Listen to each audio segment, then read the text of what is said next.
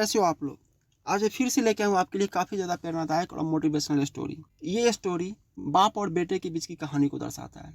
तो चलिए बिना वक्त गवाए कहानी को शुरू करते हैं। शीर्षक का नाम है पिता की बेरहमी से पिटाई। यह बात जून के पहले सप्ताह की है। यह मामला ओडिशा के मुख्यमंत्री नवीन पटनायक के गांव के पास का है। यहाँ पर एक पुत्र ने अपने पिता की बेरहमी से पिटाई की। इतना मारा कि पिता का मुंह सूज गया और दांत भी टूट गए। साथ ही उसने अपनी बीमार मां पर भी हाथ उठाया। बेटे का गुस्सा इतने पर भी शांत नहीं हुआ।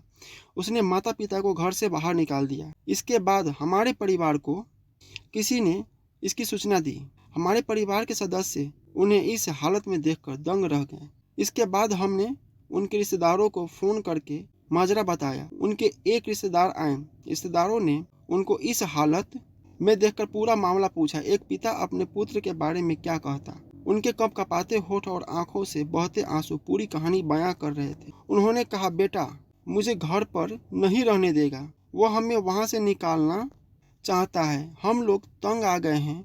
अब तक अपनी इज्जत समझकर चुप थे, लेकिन अब इस उम्र में थप्पड़ बर्दाश्त नहीं होता। वह ऐसी ऐसी बातें बोले जो एक पिता को नहीं बोलना चाहिए। इसके बाद उनके रिश्तेदारों ने लोकल पुलिस स्टेशन को इसकी जानकारी दी। पुलिस ने भी त्वरित कार्रवाई की, उनको इलाज के लिए भेजा। इलाज कराने के बाद बेटे के खिलाफ लिखित शिकायत दी गई। इसके बाद पुलिस ने उस बेरहम बेटे को लॉकअप में बंद कर दिया। करीब 2-3 दिन तक पुलिस लॉकअप में बंद बेटे ने खाना पीना छोड़ दिया। पुलिस भी कहा मान मुन्नवल करने वाली थी, मगर इसकी जानकारी पुलिस ने उसके पिता को दी कि लड़का कुछ खा नहीं रहा है, ऐसे तो बीमार पड़ जाएगा। यह खबर मिलते ही पिता खुद को रोक नहीं पाए। वो हमारे घर पर खाना लेकर पहुंचे। हमारे परिवार के लोग इस बात को सुनकर थोड़े उखड़े, मगर वह बोले, बाबू गुस्सा करने से क्या होगा। उसने जो किया उसकी सजा 2-3 दिन में काट रहा है, मगर उसने खाना पीना छोड़ दिया है। यह सुनकर कुछ भी खाया नहीं जा रहा।